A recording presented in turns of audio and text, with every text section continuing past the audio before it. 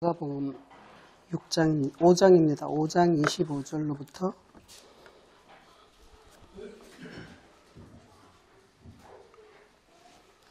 34절까지 25절부터 34절까지 같이 읽어보겠습니다. 12해를 혈루증으로 알아온 한 여자가 있어 많은 의사에게 많은 괴로움을 받았고 가진 것도 다 허비하였으되 아무 효험이 없고 도리어 더 중하여졌던 차에 예수의 소문을 듣고 무리 가운데에 끼어 뒤로 와서 그의 옷을 대니 이는 내가 그의 옷에만 손을 대어도 구원을 받으리라 생각하밀러라. 이에 그의 혈루 근원이 곧 마름에 병이 나은 줄을 몸에 깨달으니라. 예수께서 그 능력이 자기에게서 나간 줄을 곧 스스로 아시고 무리 가운데서 돌이켜 말씀하시되 누가 내 옷에 손을 대었느냐 하시니 제자들이 여짜오되 무리가 에워싸 믿는 것을 보시며 누가 네게 손을 대었느냐 물으시나이까 하되 예수께서 이 일을 행한 여자를 보려고 둘러보시니 여자가 자기에게 이루어진 일을 알고 두려워하여 떨며 와서 그 앞에 엎드려 모든 사실을 여쭈니 예수께서 이르시되 딸아 내 믿음이 너를 구원하였으니 평안히 가라. 내 병에서 너여 건강할지어다. 아멘. 자, 오늘 말씀은 예수께서 많은 병자들을 고쳐주시고 이렇게 하는 가운데 오늘은 또 여기에서 21절에 보면은 회당장인 야이로가 자기 딸을 거의 죽게 생겼으니 좀 고쳐주시옵소서 하고 예수께 간곡히 부탁하고 그래서 이제 예수께서는 회당장 야이로의 집으로 가고 있습니다. 가고 있는 가운데 제자들도 뒤따르고 있고 또한 많은 무리들도 또한 따라가고 있습니다. 그런 가운데 한 여자가 있었어요. 이 여자는 혈루증이라는 것을 앓고 있었다 이렇게 했는데 이 혈루증이라는 게 피가 계속 흘러내린다 뭐 이런 뜻인데 요즘 말로 하면 그 뭐 혈우병 이런 게 있는 것 같아요. 혈우병이 이렇게 피가 응고 안 되고 이렇게 흘러내린다 뭐 또 그런 거 있는 것 같고 그런데 그거하고 같은 건지는 잘 모르겠습니다. 그런데 하여간 이 여자가 혈루증이 있어가지고 26절에 보면 많은 의사에게 많은 괴로움을 받았다 이렇게 얘기를 합니다. 이 병원 저 병원 다 가봤고 뭐 그래도 안 되고 돈은 다 허비했고 효험은 없고 도리어 더 중하여졌다 이렇게 얘기를 하고 있어요. 이게 성경이라는 게 모든 말씀이 다 비유로 되어 있지 않습니까? 그러니까 이 혈루병의 피라는 것은 이 하나님의 생명을 의미한다고 피에는 생명이 있다고 이제 출애굽기에서도 말씀하고 있지 않습니까? 이 피에는 이 생명이 있는 것인데 이 자기의 생명이 죽어가고 있다는 것을 이 여자는 느끼면서 많은 의사들에게 많은 괴로움을 받았다 이렇게 했습니다. 이 의사라는 것은 예수께서 말씀하시기를 내가 병자를 부르러 왔다 이렇게 하시면서 주님 스스로가 자기가 의사라는 것을 말씀하고 계십니다. 근데 물론 주님께서 자기가 의사라고 말씀하시지만 또한 그때 당시에 많은 의사들이 있었죠. 주님만이 의사가 아니라 그때 당시에 서기관 바리새인 뭐 이런 그야말로 랍비라고 자칭하는 많은 유대인들이 자기가 의사라고 스스로 말을 하고 있는 거죠. 그러니까 여기서 혈루병이라는 것은 곧 자기의 생명이 죽어가고 있다는 것을 이 여자는 깨달았다는 것이죠. 모든 사람이 어쩌면 다 혈루병 환자인지 모르겠어요. 우리가 다 어차피 이 생명이 죽어가고 있기 때문에 인생이 뭐 강건하면 7, 80이라고 하는데 그렇게 피가 다 흘러가다가 어느 날 멈추면 이제 피가 다 쏟아져 버리면 죽음에 이르는 그런 병에 다 들어있다는 것이죠. 그런데 아무도 그거를 깨닫지 못하고 있는 것 같아요. 너나 나나 할 거 없이 우리는 다 죽음에 이르는 병에 가지고 있다고 이렇게 말씀하는데 그런 것처럼 이 여자는 자기가 죽음에 이르는 병이 있다는 것을 깨닫고 그런데 마침 예수라는 사람이 모든 병자들을 고쳐준다 하는 것을 소문을 들었습니다. 많은 사람들이 와서 막 이렇게 저렇게 밀고 막 하는데도 나는 저 예수라는 사람의 그야말로 옷가에만 손을 대어도 내가 살겠다 하는 그런 구원함을 받겠다 이런 생각이 있었다는 것이죠. 이 옷이라는 것은 구약에서 많이 얘기를 하고 있지만 옷이라는 것은 예수 그리스도의 말씀을 의미하고 있습니다. 겉옷이라는 것은 겉에 있는 말씀을 의미하는 것인데 이 옷이라는 건 그 사람의 어떤 그 생명 세계가 표현된 것이 그 옷이라는 거예요. 그러니까 그 하나님의 그 예수 그리스도의 생명이 어떠함이 그 옷으로 표현되고 있다는 것을 이렇게 말하고 있어요. 그러니까 결국은 이 사람이 이 여자는 내가 그 예수 그리스도라는 사람의 그 진리의 말씀에 조금이라도 내가 닿을 수 있다면 내가 정말 구원을 받겠다 하는 그런 느낌을 받는다는 것이죠.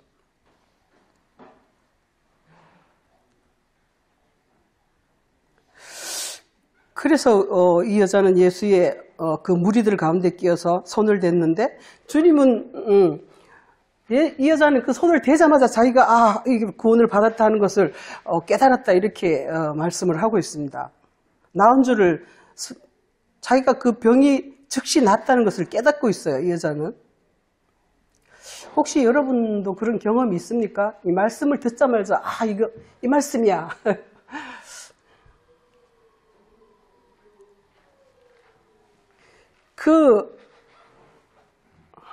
오래전에 제가 서종선 목사님을 만났을 때 그런 느낌을 받았어요, 사실은. 여기 뭐 빛이 있다는 그런 번쩍하는 느낌을 받았어요, 사실.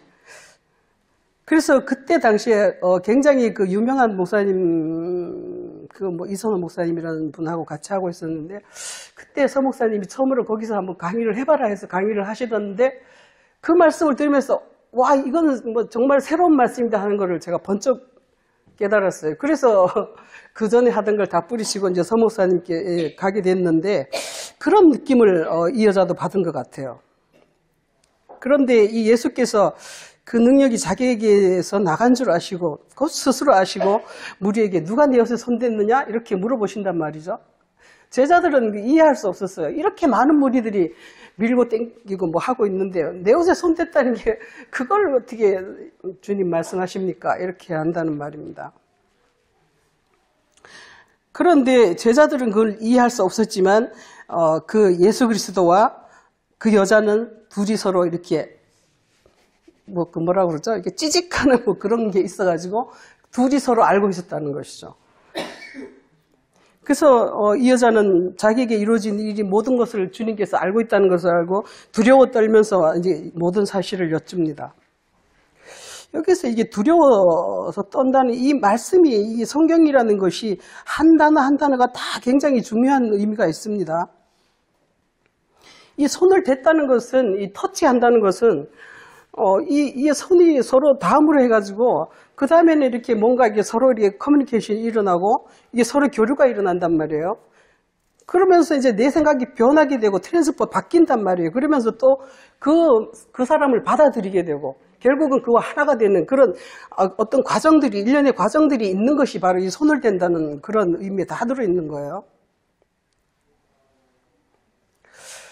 이 손을 댄다는 것에 그런 의미가 있고 이 여자가 또 여기서 와서 주님의 말씀을 듣고는 이 여자가 두려워서 떨면서 주님 앞에 엎드려서 모든 사실을 여쭈었다 이렇게 얘기를 하고 있습니다.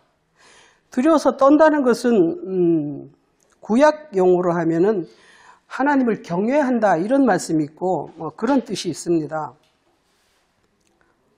그리고 또 한 가지 이 여자가 떠는 이유가 이 혈루병이라는 것이 구약에서는 이거를 유출병이라고 하고 있습니다.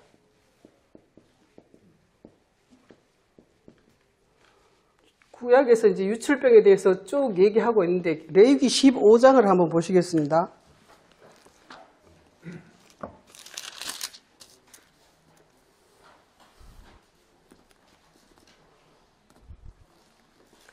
15장에 쭉 이렇게 유출병에 대해서 전체를 다 얘기를 하고 있어요.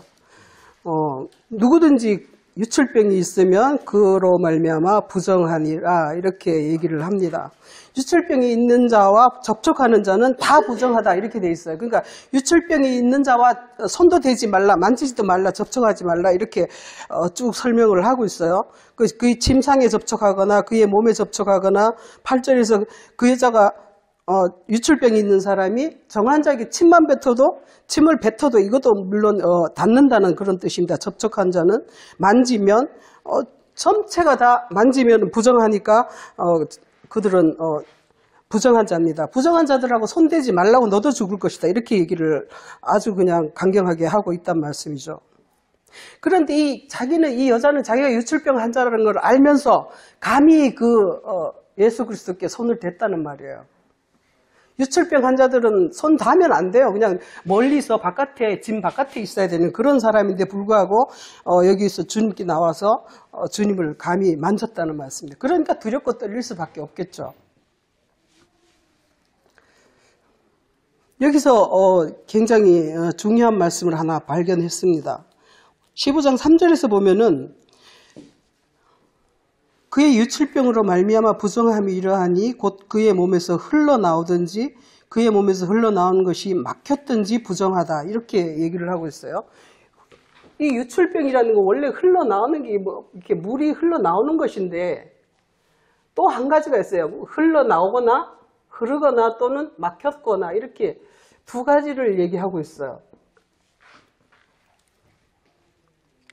우리 여기서는 개정에서는 막혔다고 얘기했는데 개역 성경에서는 이걸 엉겼다 이렇게 표현을 했더라고요. 그러니까 엉겼다, 막혔다 이거는 뭐냐면 요즘 병으로 치면은 이게 혈전 이런 것 같아요. 그러니까 이거 맞는지는 실제적 우리 몸하고는 관계가 있는지 모르겠어요. 근데 여기서는 어쨌거나 혈전이라는 게 있다는 거예요. 혈전으로 막혔거나 요즘 이런 게 뇌경색 동맥경화 아마 이런 게 있으면 아마 그것도 유출병이라는 거예요. 그것도 유출병이라고 이렇게 표현을 한단 말이에요. 그런데 이게 좀 이상해서 제가 이렇게 히브리말을 찾아봤더니 하탐이라고 이렇게 돼 있어요. 하탐이라는 단어를 썼는데 이게 뭐냐 하면은 인봉했다는 뜻이에요. 인을 봉했다, 봉인했다. 피라는 것이 계시록 19장에서 보면은 피라는 것은 계시록 19장 한번 보실까요?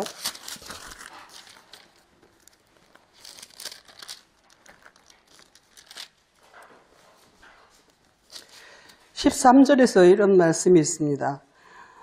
흰옷을 입은 사람이 이렇게 백마를 타고 나타나서 적군들과 싸우고 있습니다. 그런데 13절에 그가 피 뿌린 옷을 입었는데 그 이름은 하나님의 말씀이라 칭하더라. 이렇게 피라는 것은 결국 하나님의 말씀이라는 것입니다.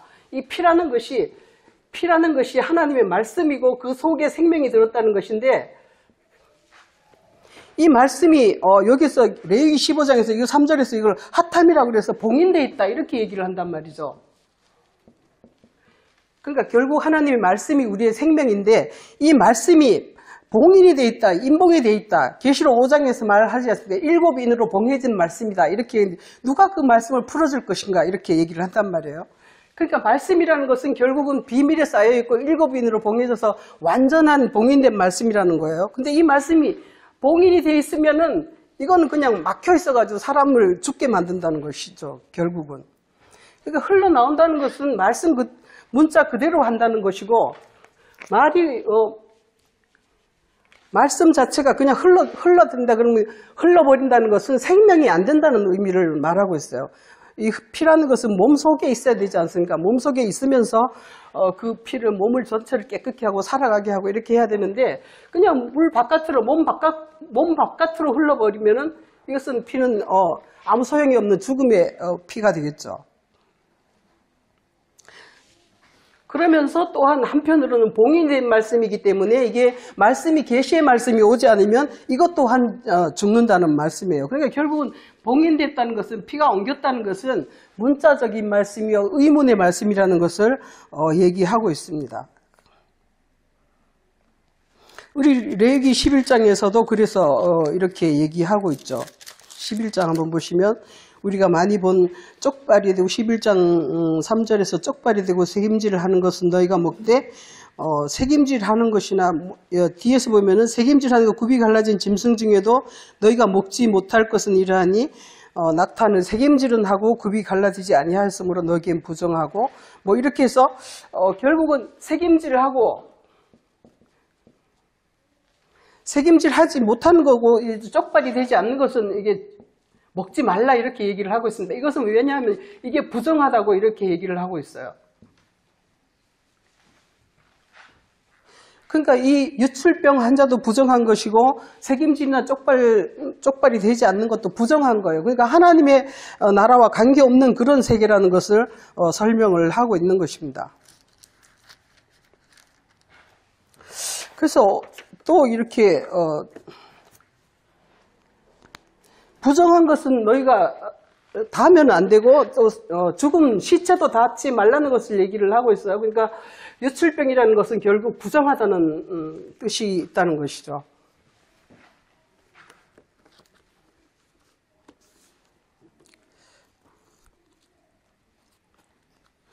성경에서는 많은 곳에서 이렇게 만지지 말라, 대지 말라 뭐 이렇게 얘기를 하지 않습니까? 고린도 후서 한번 보시겠습니다. 고린도 후서 6장에서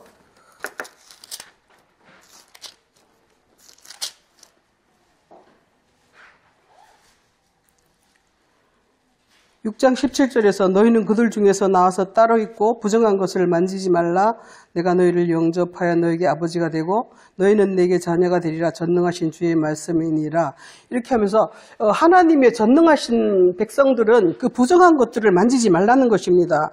그래서 이 14절로부터 쭉 보면은 그리스도와 벨리알이 어찌 좋아하며 믿는 자와 믿지 않는 자가 어찌 좋아하며 하나님의 성전과 우상이 어찌 일치하리요 이렇게 하면서 이 벨리알이 부정한 것이요 어둠이 부정한 것이요 우상이 부정한 것이요 이런 것을 얘기를 하시면서 이 부정한 것과 닿지 말라는 것을 계속 얘기를 하고 있어요. 부정한 것을 만지지 말라 이렇게 말씀하십니다. 골로새서 2장에서도 그러한 말씀이죠. 골로새서 2장 한번 보시겠습니다.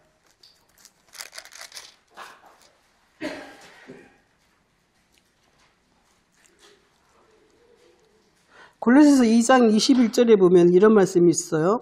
붙잡지도 말고 맛보지도 말고 만지지도 말라 하는 것이니 이것은 쓰는 대로 다 부패로 돌아가리라 해서 이것이 바로 사람의 명령과 가르침이다 이렇게 얘기를 합니다. 이게 뭐냐 하면은 그 위에서 보면은 6절에서부터 쭉 보면은 누가 철학과 헛된 속임수로 너희를 사로잡을까 사람의 전통과 세상의 초등학문을 따르지 마라 이렇게 하면서 그것은 그리스도와 대적된다는 것을 말을 하고 있습니다. 그러니까 하나님의 신성으로 충만한 그 예수 그리스도의 말씀과는 완전히 반대되는 부정한 것들이라는 것을 여기서는 이렇게 표현하고 있어요. 그러면서 18절에 보면은 일부러 겸손함과 꾸며낸 겸손함과 천사 숭배를 이유로 너희를 정죄하지 못하게 해라. 이렇게 그 육신의 생각을 따라서 사람의 생각을 따라서 하는 것들이 다 부정한 것들이라는 것을 이렇게 얘기를 합니다. 19절에서 머리를 붙들지 않는다 이렇게 해가지고 머리는 교회의 머리는 그리스도라고 말씀하지 않습니까? 그 교회의 머리인 그리스도를 붙잡지 않는 다른 모든 것들은 다 부정한 것이라는 것을 여기에서 이렇게 말씀을 하고 있습니다. 21절에서 말한 이 붙잡지도 말고 만지지도 말고 맛보지도 말라 이거는 창세기 3장을 얘기를 하고 있는 것이죠.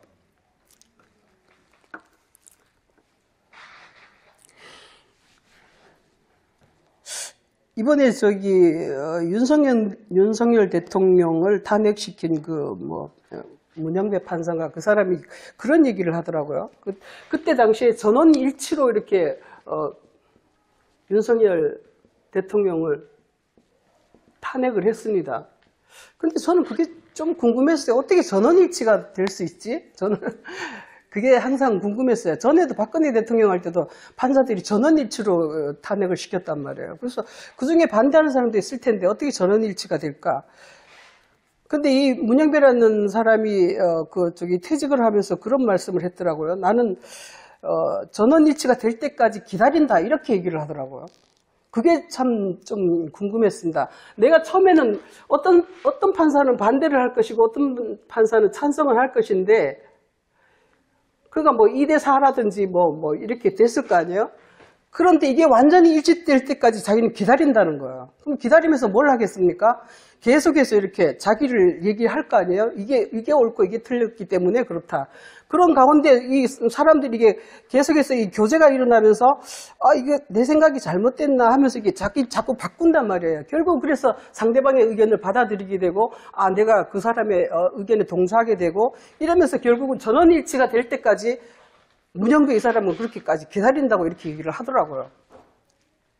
그러니까 결국은 이제 자꾸 이렇게 교제가 이루어질수록 그쪽 사람들을 받아들일 수밖에 없기 때문에 너희는 만지지도 말라, 이렇게 닿지도 말라, 대지도 말라, 막 이렇게 성경에서 말하고 있다는 것이죠. 그러니까 그리스도의 복음 외에는 아무 곳에도 너희가 그야말로 교류를 갖지 말라는 것을 이렇게 설명을 하고 계시는 것 같아요.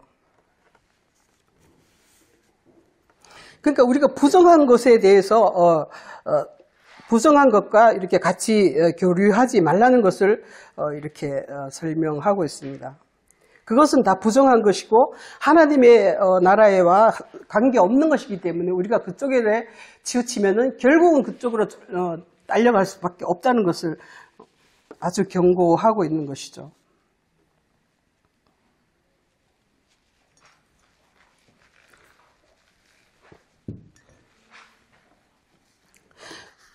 고린도전서 1장 한번 보시면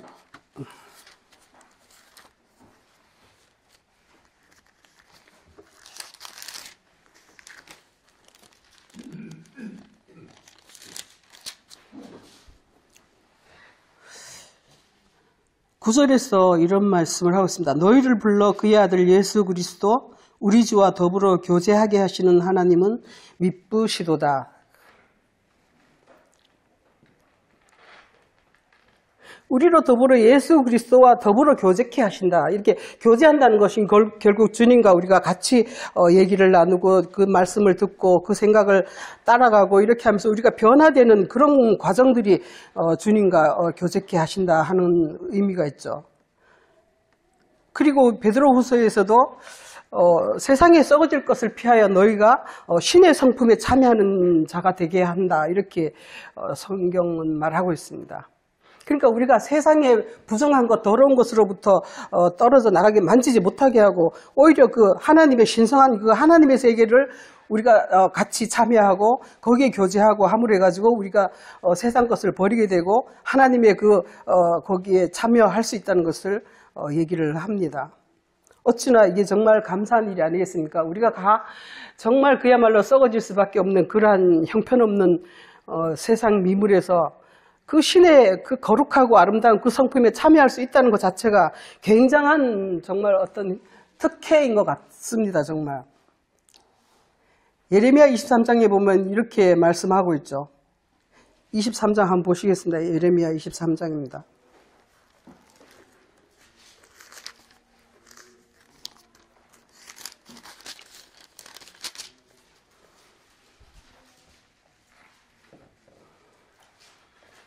18절에 보면 누가 여호와의 회의에 참여하여 그의 말을 알아들었으며 누가 귀를 기울여 그 말을 들었느냐. 여호와의 회의에 우리가 참여할 수 있다는 것을 얘기를 하고 있어요. 그리고 그들이 22절에서 보면 그들이 만일 나의 회의에 참여하였다면 내 백성에게 내 말을 들려서 그들을 그 악한 길과 악한 행위에서 돌이키게 하였으리라. 여호와의 회의에 참여한다는 건, 참여라는 것은 여기서 참여한다 뭐 이렇게 하는데 교제한다 이런 의미가 있다는 것이죠. 그렇게 하면서 참여하고 같이 교제를 나눔으로 해서 결국은 그의 성품이 우리에게 부여되는 그런 결과가 지어진다는 것입니다.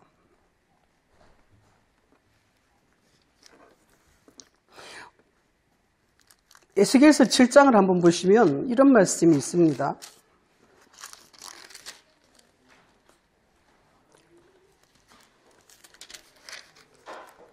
이스라엘 7장의 제목이 이스라엘의 끝이 다가온다 이렇게 해서 여호와께서 이스라엘에 관하여 말씀하시는데 끝났다, 땅 사방의 일이 끝났다 계속 이렇게 얘기를 하십니다. 그날이 임했다, 그날이 정한 재앙이 이르렀다 이렇게 쭉 말씀하시는데 그러니까 에스겔 7장에서 지금 쭉 보면은 이 이스라엘 자손이 지금 끝났다는 것을 계속 얘기를 하고 있는데 거기에서 보면 20절에 보면 이렇게 얘기를 하고 있어요. 그들이 그 화려한 장식으로 말미암아 교만을 퍼먹고 가증한 우상과 미운 물건을 만들었은즉 내가 그것을 그들에게 오물이 되게 하여서 세상 악인에게 넘기겠다 이렇게 말씀을 하고 있어요. 그러면서 그들이 내 은밀한 처소를 더럽히고 더럽힌다 이렇게 얘기를 하는데 23절에 가면 이렇게 합니다. 이것이 바로 피 흘리는 죄라는 것이라는 것이죠. 피 흘리는 죄가 그 땅에 가득하고 포악이 그 성읍에 가득 찼음이라. 강한 자의 교만을 내가 그치게 하리라.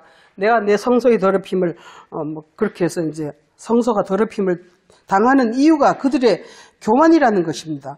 그러니까 여기서 피 흘리는 죄라는 것이 뭐냐면 바로 이 교만이라는 거, 인간의 교만이라는 것입니다. 우리가 시편 51편에서 오늘 주보에서도 썼습니다만 피 흘리는 죄에서 나를 구하소서 이렇게 얘기를 합니다. 이 피 흘리는 죄가 뭘까 전에는 그저 막연하게 생각을 했었는데 이 에스겔 7장에서는 정확하게 이렇게 표현하고 있습니다. 그들이 그 화려한 모든 것을 가지고 우상을 섬기고 자기의 생각대로 이렇게 하는 것이 바로 피 흘리는 죄라는 것이죠.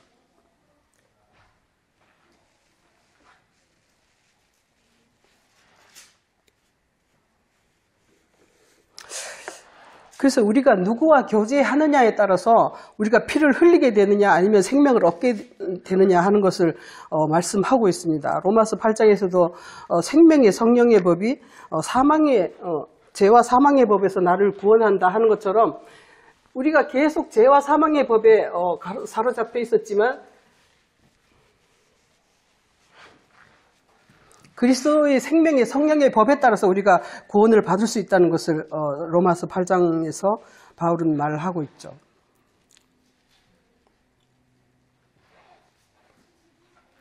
그래서 우리가 부정한 자들과는 만지지도 말고 닿지도 말고 뭐 이렇게 하지 말라. 너희는 죽을 것이다. 이렇게 설명을 하고 있고, 그리고 우리는 예수 그리스도 우리 주와 교제케 하고 신의 성품에 참여하고 여호와의 회의에 참여하고 이렇게 함으로 해가지고 히브리서 12장에 보면 그런 말씀이 있죠. 히브리서 12장 한번 보시겠습니다.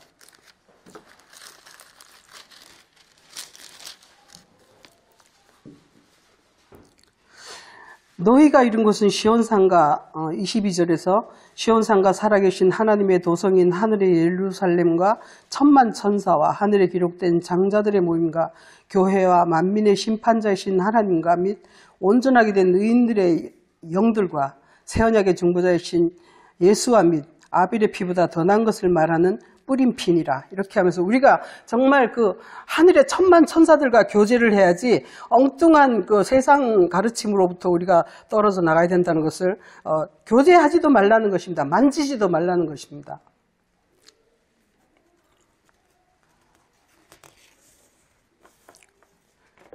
그러면 우리가 그러면 세상으로부터 떨어져 나가야 되겠습니까? 세상에 살면서 세상 그들과 부정한 자들과 어찌 교제하지 않을 수 있겠습니까? 그러면 교제할 때 어떻게 해야 될까요? 에베소서에 보면 이렇게 얘기를 하고 있습니다. 에베소 한번 보시겠습니다.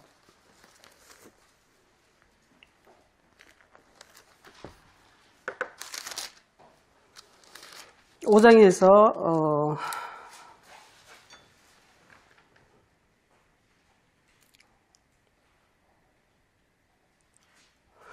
5장에서 쭉 3절, 4절, 5절 이렇게 가면서 그 더러움과 탐욕과 그런 것들은 너희 중에서 이름조차도 부르지 말라. 누추함과 어리석은 말이나 희롱의 말이나 마땅치 아니하니 그들과 교제하지 말라는 것을 말하고 있습니다. 누구든지 6절에서 누구든지 헛된 말로 너희를 속이지 못하게 하라. 이것은 다시 말해서 세상 교훈이요, 사람의 교훈이요, 의문이요, 세상 철학이요 이런 것들을 얘기하고 있습니다. 근데 정말 그런 것들을 들어보면 굉장히 그럴싸하고 우리가 정말 미혹될 수밖에 없는 그런 말들로 우리를 희롱하고 있습니다. 그러나 너희는 그들과 함께 되지 말라 이렇게 얘기를 하고 있어요.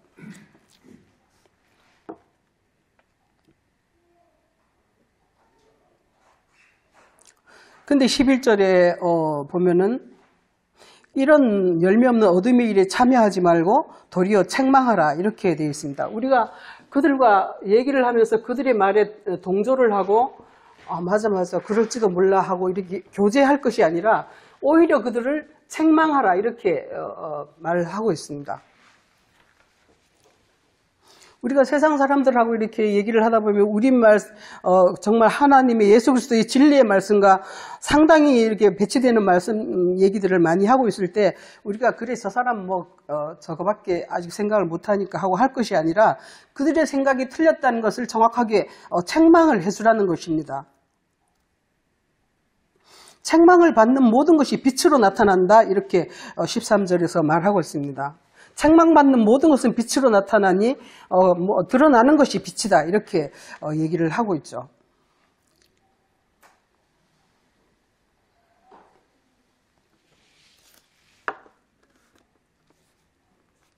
잠언 6장에서도 그런 말씀이 있습니다. 잠언 6장 한번 보시겠습니다.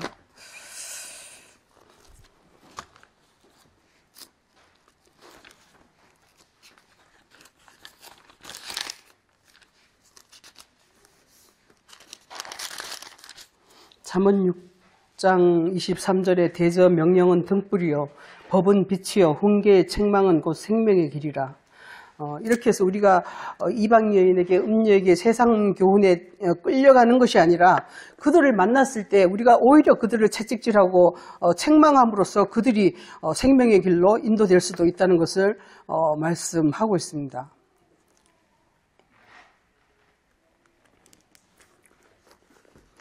계시록 16장을 잠깐 보시면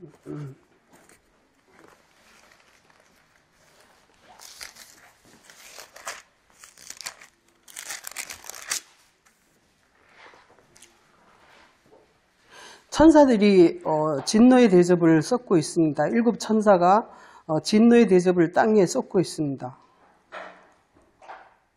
첫째 천사가 대접을 땅에 쏟으며 짐승의 표를 받은 사람들과 우상에 경배하는 자들에게 악하고 독한 종기가 나더라. 그리고 3절 4절에서는 둘째 셋째 천사가 바다와 강과 물 근원에 대접을 쏟음으로 이게 피가 됐다는 것을 얘기를 하고 있어요. 이건 출애굽기 4장하고 같은 말씀이죠.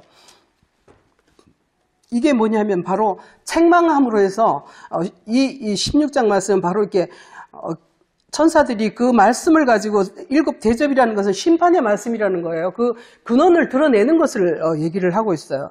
강과 물근원과 바다에 이 대접을 쏟음으로 해서 그들의 상태가 어떠하다는 것을 드러내는 것을 얘기하고 있습니다. 이것을 드러낼 때에 내가 정말 사망의 가운데 있구나 하고 주님께로 오는 자가 있는가 하면 오히려 벗어나는 자들이 또 있죠. 그렇지만 우리가 그들과 맞닿았을 때 우리가 애굽 사람에게 그런 사람들에게 맞닿았을 때 세상 교훈을 가지고 세상 철학을 가지고 우리를 헛된 속임수에 인도하려고 할 때 우리가 오히려 그들을 책망하고 그의 물 근원을 드러내므로 해가지고 그들이 거기에서 벗어나기도 하고 다시 생명의 길로 인도될 수도 있다는 것을 얘기하고 있습니다. 다시 본문에 가보시면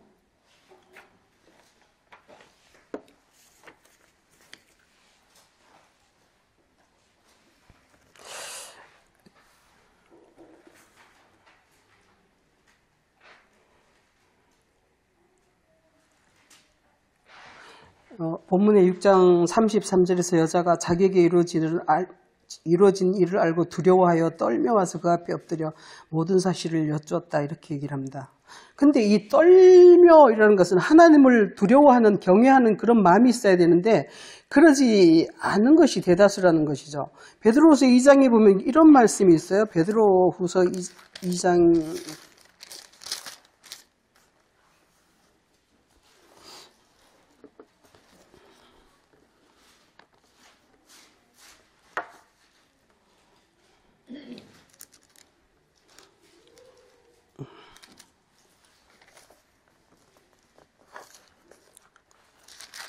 후서 2장 10절입니다.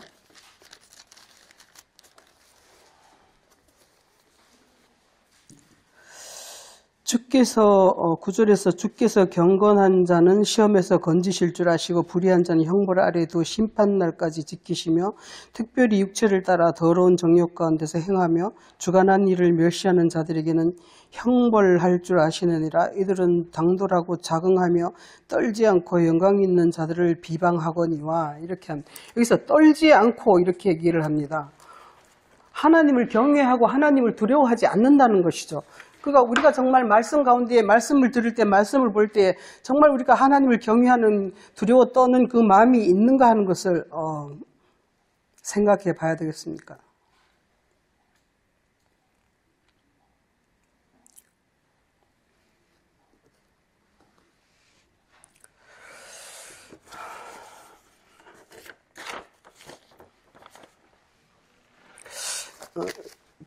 계시록 16장 다시 한번 보시면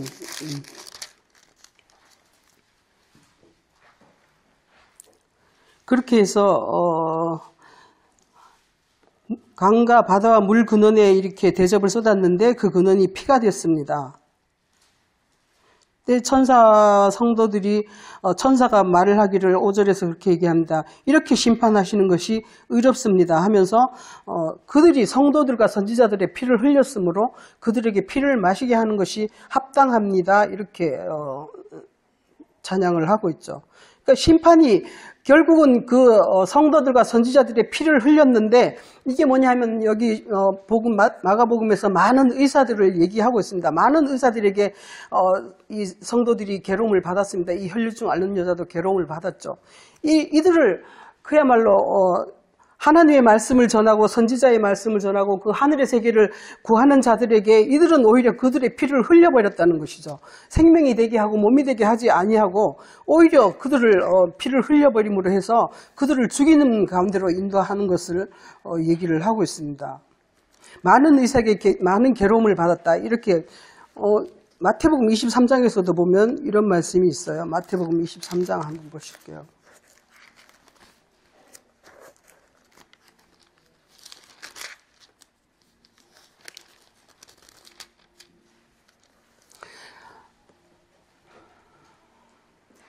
34절, 23장 34절, 35절에서 내가 너희에게 선지자들과 지혜 있는 자들과 서기관들을 보내매 너희가 그 중에서 더러는 죽이거나 십자가에 못 박고 더러는 너희 해당에서 채찍질하고 이 동네에서 저 동네로 따라다니며 박해하리라. 그러므로 의인 아벨의 피로부터 성전과 제단 사이에 너희가 죽인 바가랴의 아들 사가랴의 피까지 땅에서 흘린 의로운 피가 다 너희에게로 돌아가리라. 이게 결국은 계시록 16장 말씀을 이렇게 예언을 하고 있는 것입니다. 그러니까 저들이 정말 하나님의 그 선지자들과 하나님의 아들, 그 하나님의 백성들의 그 의로운 피를 흘려버리는 그들이 결국은 그들에게 다 그 진노가 돌아갈 것임을 이렇게 얘기를 하고 있어요. 그리고 34절 오늘 본문에서 예수님께서 이 두려워 떠는 여자에게 말씀하시기를 따라 네 믿음이 너를 구원했으니 평안히 가라. 이렇게 그를 위로의 말씀을 주십니다. 우리가 정말 그 말씀에 닿기만 하면, 그 말씀을 이해만 하면, 그 하나님이 예수 그리스도의 말씀을 정말 그 뜻이 무엇인지 깨달아 알기만 하면 내가 구원을 받겠다는 그 마음이 바로 이게 우리의 믿음이라는 것이죠. 그렇게 할 때에 주님께서 정말 부정한 여자지만 그를 위로하시고 그를 병에서 놓이게 하시고 건강하게 다시 축복해 주신다는 것입니다. 그리하여 내 믿음이 너를 구원하였으니 평안히 가라. 이 여자는 정말 그야말로 평생을 그 자기의 그 혈루병에 의해서 그냥 막 괴로워하던 그 상태에서 이제는 벗어나 평안하고 정말 건강한 상태가 되어서 주님께 복종하는 그런 상태가 되었습니다.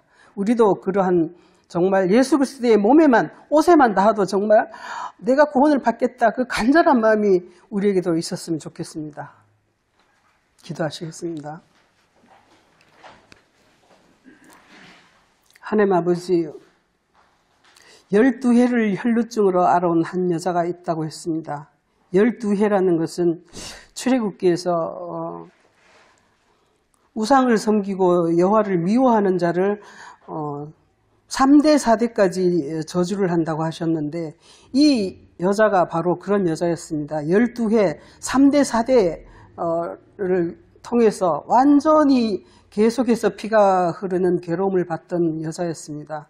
그런 여자가 이제 예수 그리스도의 소문을 듣고 그 옷에 손을 대고 모든 병에서부터 구원받는 그러한 역사가 우리에게도 있어지기를 기도합니다. 하나님 아버지, 오늘도 이 말씀을 통해서 우리가 정말 예수 그리스도의 생명의 피 가운데로, 생명의 그 샘 가운데로 우리가 닿을 수 있도록 축복하여 주시옵소서. 감사하며 예수 그리스도 이름으로 기도드립니다.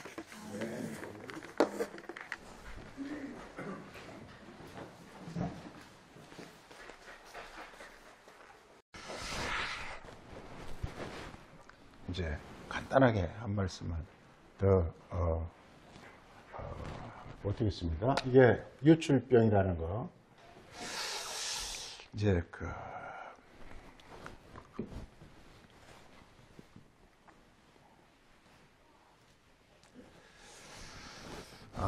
이 죄를 피 흘린 죄라 이렇게 말합니다. 죄를 피 흘린 죄라. 피 흘린 죄라 이렇게 말합니다. 예, 이제 우리 죄에 대해서 잘 알아야 되는데, 피 흘린 죄, 이제 죄가 피 흘린 죄라는 것입니다. 우리 에스겔서 20장 한번 보죠. 잠깐 에스겔 20장 한번 보죠.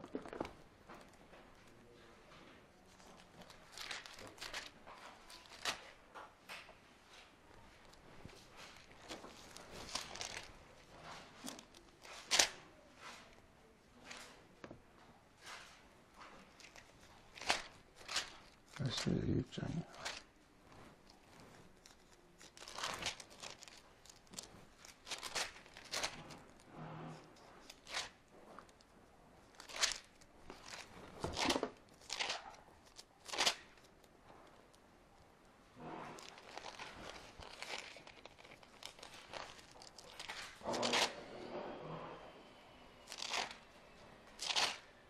아, 22장이에요, 22장.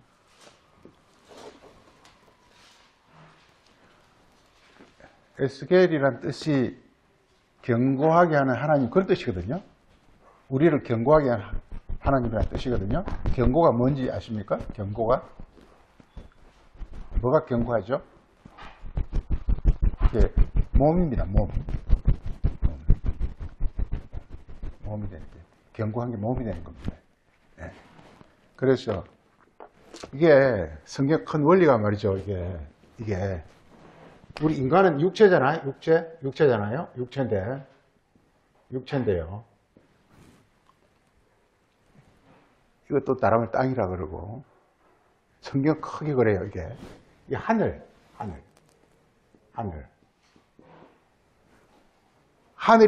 이 안에 들어와서 이게 하나 되는 걸 몸이라 그래요. 이게 성경이 하늘이 땅에 와서 이렇게 하나 되는 이걸 몸이라 그래요. 몸. 근데 이 들어올 때 뭘로 들어오느냐? 피로 들어요. 다른 말은 진리나 피나 같은 말이거든요. 그리고 피나 진리는 하늘이 우리 안에 들어오는 거예요. 그리고 어떻게 하면 우리가 이 하늘이 우리 안에 들어와서 하늘이 운행하느냐는 거예요. 이게 피가 운행하는 거예요. 원리가. 그러니까 제가 뭐냐? 피가 하늘에 들어와서 우리 안에서 그냥 빠져나가 버리는 이게 죄예요, 이게.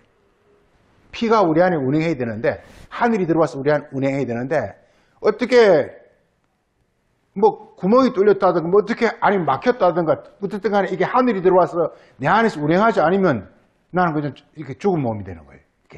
이걸 피 흘린 죄다, 이게.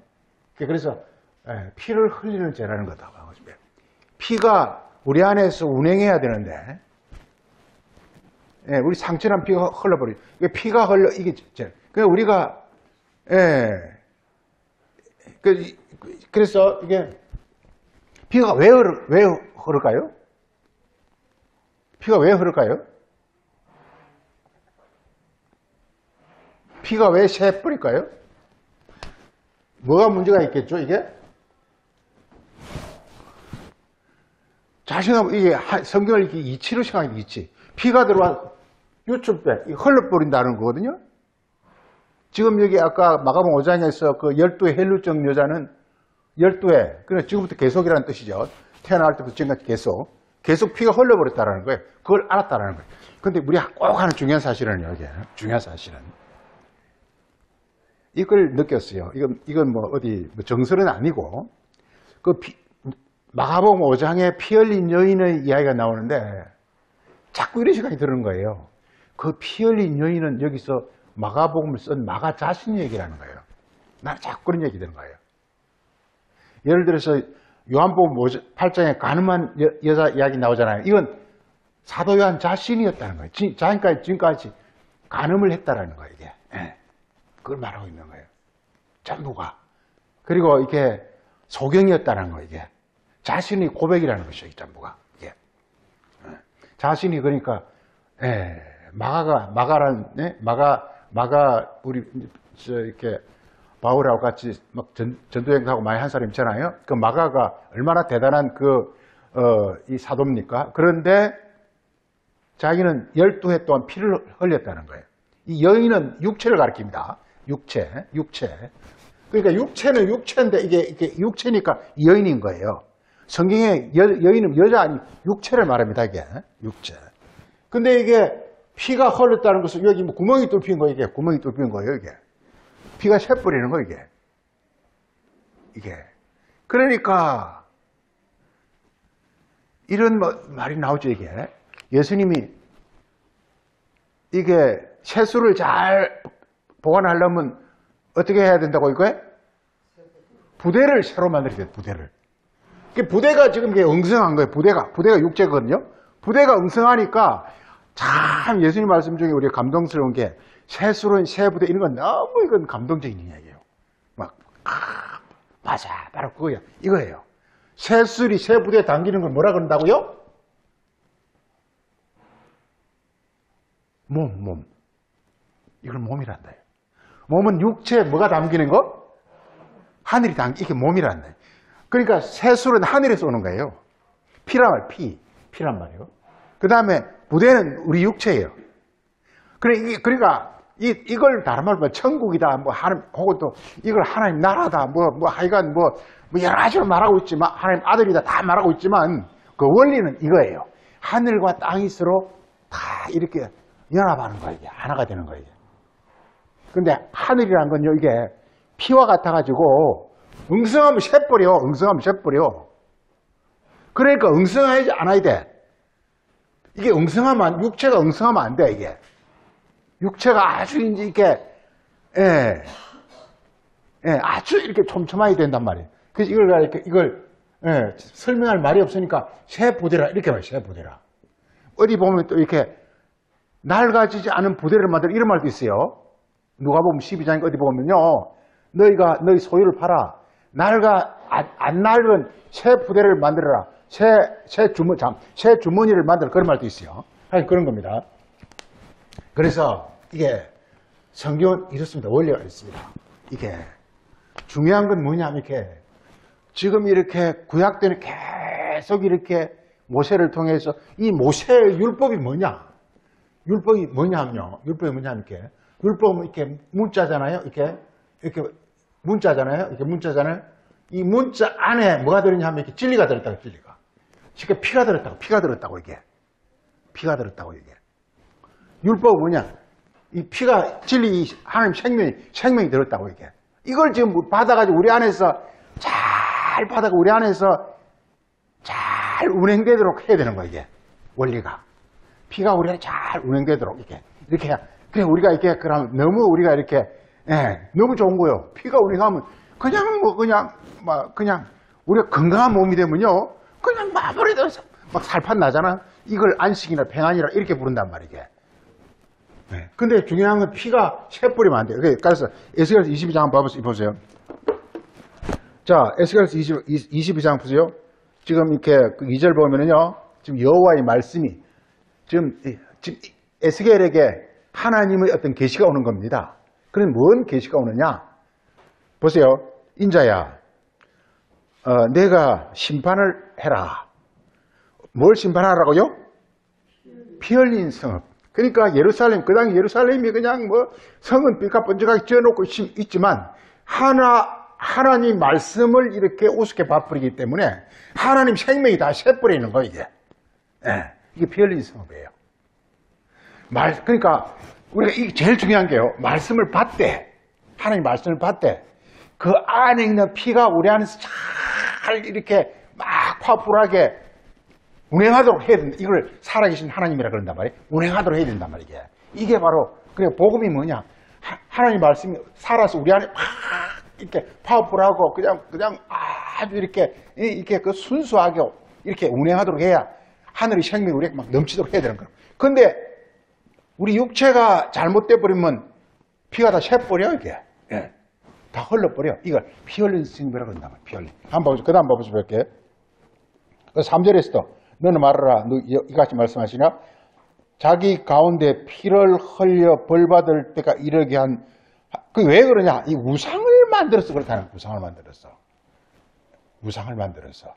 그러니까 하나님 말씀이 율법을 줬는데 이 율법을 이렇게 이 세상 교훈으로 바뀌어버리는 그 순간에 이게 그 말씀을 새버리는, 피가 새버리는 거예요.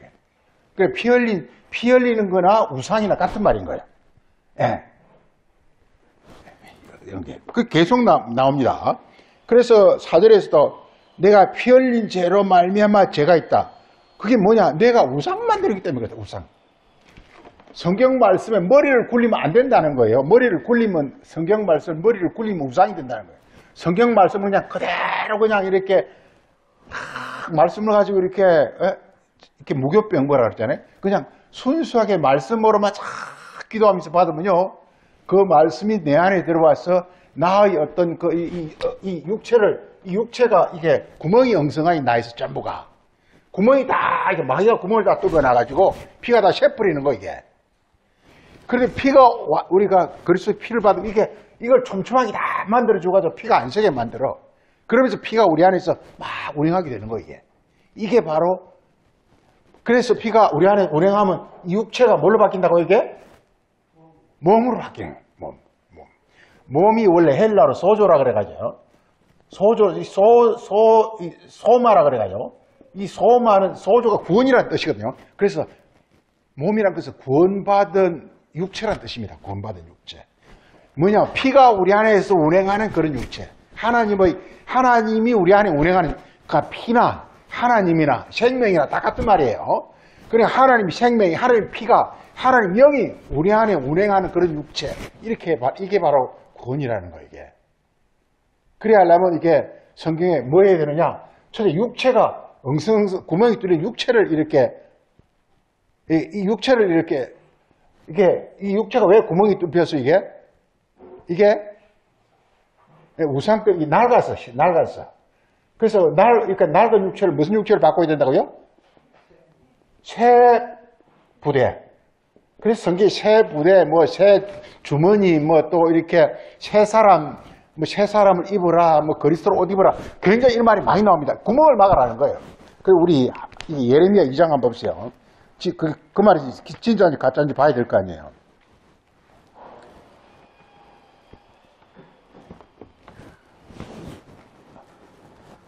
예레미야 2장 13장 한번 보세요. 다 같이 읽어보세요.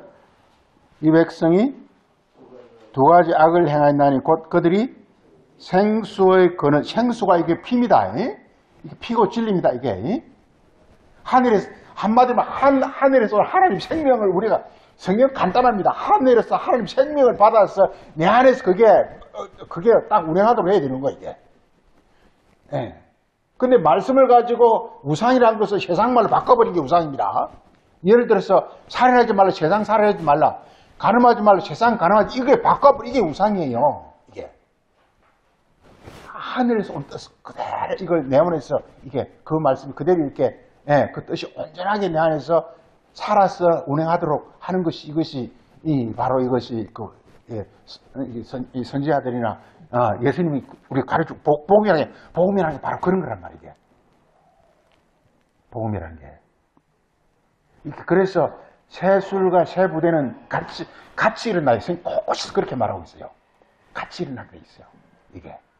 말씀을 말씀을 이렇게 다 기도하면서 깨달으면요, 그 말씀이 하늘의 뜻, 영이 되면서 내 육체도 새 육체로 바뀌어요, 이게. 이걸 바울은 고린도전서에서 그 영의 몸이라, 이렇게 영의 몸이라. 육의 몸에서 영의 몸으로 바뀌는 것이다. 이렇게 말하고 있어요. 부활을 가리켜서. 그게 부활입니다. 이보세요. 그래서 이게 지금 13절 다 같이요.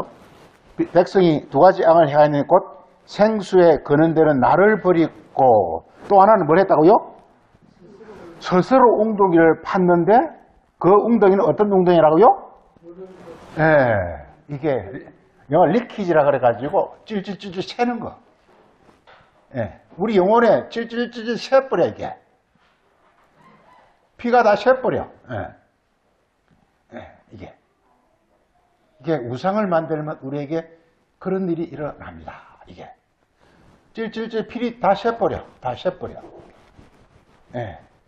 그리고 아까 목사님 하면서 이렇게 또 이렇게 막혀 있다는 거잖아요. 응고 막혀 있다는 거 있잖아요. 그러니까 그게 이제 응고됐다는 것은 이 말씀이 이제 그냥 이렇게 이게 우상화 돼버리면 막혀버리는 거란 말이에요. 이렇게 문자가 돼버리면 이게. 그러니까 결국 터진 거나 이렇게 이렇게 터져버렸거나 아니면 또 막혔거나 다 같은 겁니다. 이게. 너무 중요한 비밀은요, 이게.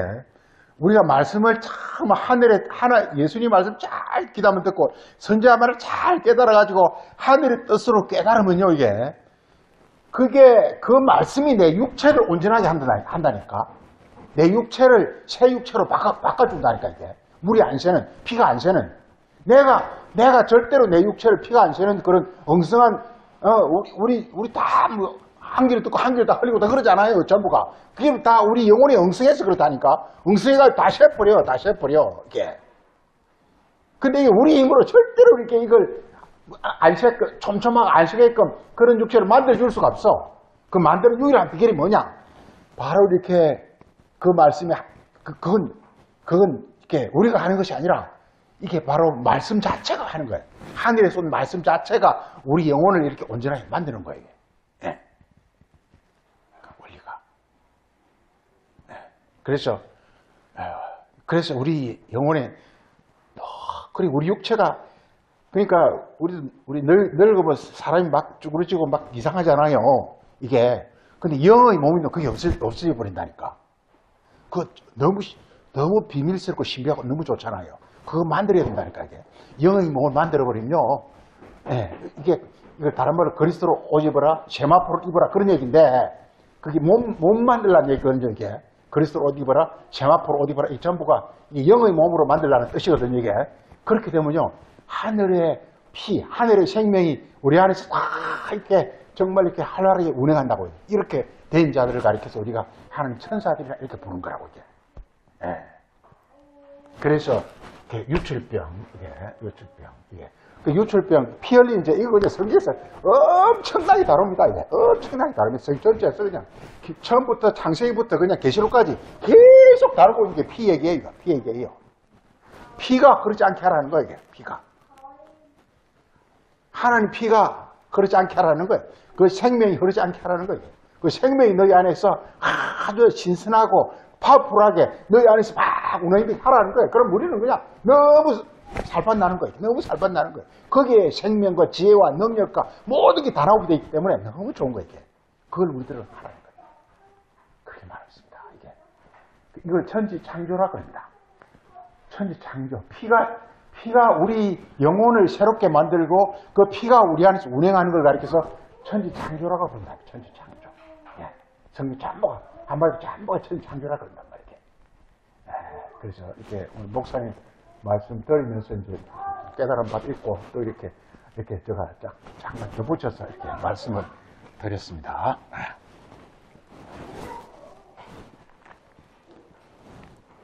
219장 1절 4절 하겠습니다.